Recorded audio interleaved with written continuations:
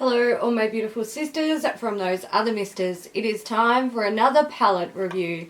Today I have the Kat Von D Serpentina palette. This box is really big, so is the palette, so I'm just going to shuffle along here. So I've actually filmed this review. It's the second time I'm filming it, second time I'm filming the fucking demo as well. Because I deleted all my footage because I'm a smart person. So this palette recently came to Australia. It's currently available on the Sephora Australia website and in Sephora stores. It retails for $64. Inside you get 8 shades and a loose pigment, and there is also a mirror in there. I'll try not to blind you guys. It's like a long skinny mirror. It's not really great for doing your makeup because the palette's kind of heavy and it's a bit clunky to hold. You can see it's fat, it's really long, it feels kind of like clunky. It's not great to hold. I find that you get a lot of mirror shake because it's long. The one end of it, like, it's kind of hard to keep it still while you're doing your eye makeup. So for me, the mirror is just a complete waste of space. Another thing that I don't like about the palette is the fact that they felt like they needed to put a loose pigment in there. It makes the palette bigger than it needs to be, chunkier than it needs to be. It feels unrefined. I don't like the packaging. It is just like a thick hard cardboard. It's got a magnetic thing. It's pretty standard, but it's fat and it's long and it's kind of annoying. I do think that they could definitely have made it shorter, even with keeping the pigment in there, just making the gaps between the shadows smaller. I don't like the packaging. I just don't like it. I don't. As for the actual eyeshadows, you've got, like I said, 8 eyeshadows and a pigment. I'm just going to talk about the eyeshadows for a second. You've got 2 mattes, 5 metallics, and then one that's kind of like I don't know, it's a matte with like micro glitter in it. That one is Ink. So if you apply that with like a dense brush and you just pat it on, you can see some of the gold micro shimmer in there, or micro glitter, whatever. But if you like blend it into your crease, it just looks straight up matte black. So, you know, that's a thing. When it comes to how the shadows perform, personally, I think the mattes are really rubbish. So Blood Milk is the red and Venom is the purple. They feel chalky and dry when you try and touch them in the pan. They pick up okay on a brush, but when you lay them down, it's they're not very pigmented. They're a little bit patchy. They do build really well though. So that's the thing. I think Blood Milk is a bit better than Venom, but for either of them, every time I've used them, I found like I can't just sort of dip in and then give myself like a soft red smoke or a soft purple smoke. It looks like a really crappy pigmented eyeshadow. You have to build up the pigmentation and then blend it out. So you don't really have a lot of room to move with those matte shades. They're like build them up to make them look good, or wear them lightly and they look crap. So that's the thing. Also, with the fact that you have to build them up and layer and layer and layer and blend and blend and blend, doing crease work with those 2 shades is just like, it's a nightmare. It takes forever. Ink works better in the crease. It's quite pigmented. It adds a lot of color at once, which is nice. The shimmery shades, they're like Fallout Central. I'm going to show you guys a demo of this look that I'm wearing on my eyes today, and I had fallout everywhere. I went to the supermarket, ran some errands, blah blah blah. After I did the demo and before I filmed this, I got in the car to come home and I was like, oh look, I have a blue smudge of fallout under my nose that's been there for hours. So you do get a lot of fallout with them. It doesn't really matter what type of brush you use. I've played around with synthetics, flat shaders, fluffy natural brushes, dense natural brushes. I've done a lot. Like, I've dirtied a lot of fucking brushes getting through testing out this palette, and I had fallout with all of the shimmery shades. So that's, you know, that's something to keep in mind. I would either do the eyeshadow first, or I would use a shadow shield or a tissue or something just to catch the fallout, because when you're using like green, blue, orange, dark raspberry, the fallout is pretty obvious, and because they're shimmery and metallic, like you can see it's there. People, you know, you'd have to be blind and 100 feet away to not notice that something's going on under there. As for the loose pigment, I don't like it. It's not very impressive. It's just like this sort of, I don't know, I don't even know what to call it. It's kind of like an old gold, like it's got an olive tint to it. When you put it on with your finger, it's kind of cool. Like, it gives this like nice sort of metallic finish. But getting it on like that with a brush, you do have to use it wet. So, you know, if you can be bothered doing that, that's great. Using a finger, you just don't get the precision that you can get with a brush. I think the reason I'm disappointed by this pigment is it's so run-of-the-mill and boring. Like, gold pigments are just, they're boring. There's so many of them, they're boring. So for me to like go to the effort of actually like pulling out some sort of mixing medium, or even just getting up and wetting my brush, I just can't be bothered for such a boring shade that's just like, it's just gold. It doesn't even do anything special. If I'm going to go to the trouble of using a pigment, I want it to like color shift and do awesome, amazing stuff. I want people to see it and go, oh wow, that's like, not only is that really pretty, but it's interesting and it's cool, and tell me what it is. I want it. So for me, that's just like, I can't be bothered with it. The last thing I want to talk about before I show you guys the demo swatches and get onto my final thoughts is the ability to create like a multitude of looks with this palette. And it's just not there. Like, they're all, for me, someone with hooded eyelids, they all look the same. My options for crease shades, because I like to use a matte crease shade and then go in with shimmer on the eyelid for a little sparkle when you close your eyes, my options are red, purple, and this matte black with gold micro shimmer. So if I use those shades to create a crease shade that I personally feel isn't like obnoxiously garish, I have to mix them, and I'm always left with the same color, pretty much what's in my crease today. Now, you can omit the black and just have the red and purple mixture. It's still totally wearable. But if you want to use like the purple or the red on its own, you're going to have a purple or a red crease. So it's not really everyday friendly. You know, I wouldn't wear it to my grandmother's because she would be like, what the fuck?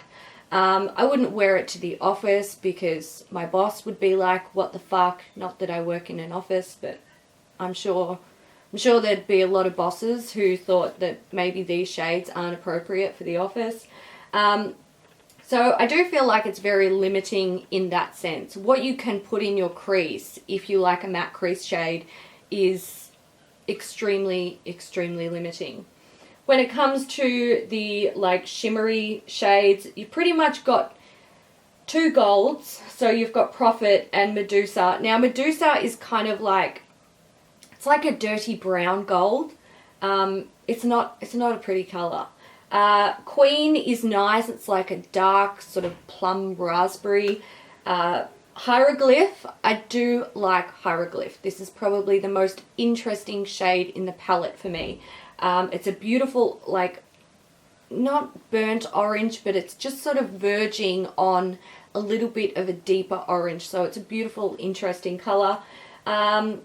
Nile and Scarab, they're just like, it's blue and green. It's blue and green, and it's in, they put fucking blue and green in neutral palettes these days. So, you know, we've all got them. We've all got them. We've all got good ones. These aren't exciting. One other thing I love about this palette is actually the fact that there's a matte red in there. I think a matte red is the most underrated shade that you can have in your collection for doing crease work.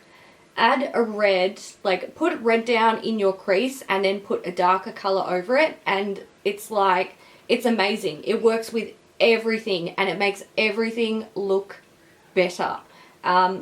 You know, they say don't use red eyeshadow on your eyes. It's a myth. You just got to know how to use it properly. So I am glad that there is like a matte red in there, because I think everyone should own a good matte red. Unfortunately, this one isn't really a great one. I have another one by Illamasqua. That one is, again, it's not the best that I've ever tried. It's the only one I currently own that I can think of, but it is better than this one. So, you know, that's a thing. It's not, the formula's not great. The last thing I need to mention before I get onto swatches and demo is the pigmentation of the metallics is very good. They didn't let the team down. Alright, let's get down to the fun bit. Arm swatches of the Serpentina palette along with a demo of me applying the eyeshadows.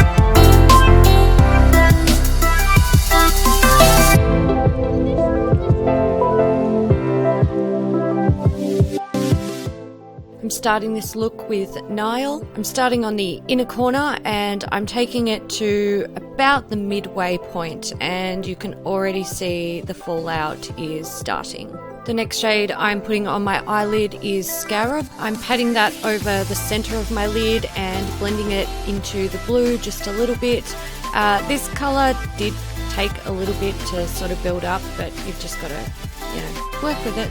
I'm taking a clean, thin blending brush and I'm just sort of blending out those two colours in the crease so they look a little bit neater. Moving on to the crease work, I'm going to use Blood Milk first, and I'm applying that to the outer corner and working it into the crease. I take it out pretty far. I want to actually see the red. I want that to be sort of my final smoked out shade. And you can see the pigmentation isn't amazing. I do build it up quite a bit. I layer and blend, layer and blend, layer and blend. Next up is Venom, and I'm just going to work that in the outer corner again and over the red, just not taking it up as far. Last shade for the crease is Ank. I use a very small blending brush and I just work this into the outer corner and a little bit into the crease, again not going up into the red, and even trying to keep it sort of down from the purple a little bit, if that makes sense. Using a pencil brush, I take Ank on my lower lash line, and here I am trying to work away that fallout. Not impressed. And finally, I'm going to work some of Profit into my inner corner, and I do build this up quite a bit because it's not very pigmented just as a pigment. It does work best wet. Alright, final thoughts on the Kat Von D Serpentina palette. Is it worth it? Kinda.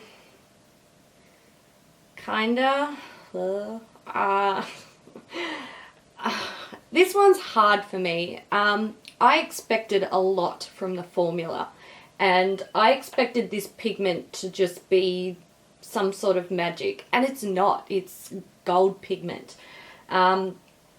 Personally, if I break it down, I'm like 2 pretty crappy mattes, and I think the important thing to point out about these being crappy mattes is the fact that they're red and purple. And if you aren't already a fan of using shades like that in your crease, but you think you want to try, you need good formula mattes to do it, because if the job is made easier, you may be converted into loving it. But if it's hard to make them look good, you're not going to want to pick it up and use it again. It's going to drive you insane. It's going to be disappointing. If you are on the fence about buying this palette, then you should probably know that I am on the fence about recommending it. It's a hard one for me because I expected so much more and it just didn't deliver what I wanted it to. Also, like, the pretty colors fucking distracted me and I bought it, and you know, now it's a part of the family, so that's okay. You know, we don't hate on the makeup because the makeup's bad. We critique it and we are rough on it so that people who don't want to buy every palette can make educated decisions, and also so the brands can go, oh, okay, well, that matte formula was shit, so let's not recreate that. Alright, I'm going to wrap this up with one final thing because my battery is dying, which means I've been talking for so long. I think the main thing that you need to be dedicated to if you're buying this palette is time. Because when you sit down to do your makeup with this, if you want it to be perfect and gorgeous, it's going to take time. This is not a like 1 minute, 2 minute, 3 minute, 4 minute, 5 minute eyeshadow palette. Like, this is going to take time to make it work. You can obviously, you know, mix shades with other palettes, that's all fine, but still watch out for fallout. So yeah, I feel like this palette takes patience. You can absolutely, without a shadow of doubt, create some absolutely glorious, beautiful eye looks with it. Don't get me wrong, look at the colors. I mean, it's pretty fucking obvious. But I honestly think that these eyeshadows require patience and work. So if you don't want to do that, don't go there. Save your money. Alright guys, so that's it from me on the Kat Von D Serpentina palette. If you enjoyed this video, please give it a thumbs up. Don't forget you can check out Kat and I over at Beauty News. Everything will be linked down in the description box along with a blog post. So check that out if you want to see extra swatches. I think that's it. Yes, it is. I lost my train of thought because I looked at the palette. I'm an idiot. Alright guys, I'm going. Thanks so much for watching. Bye.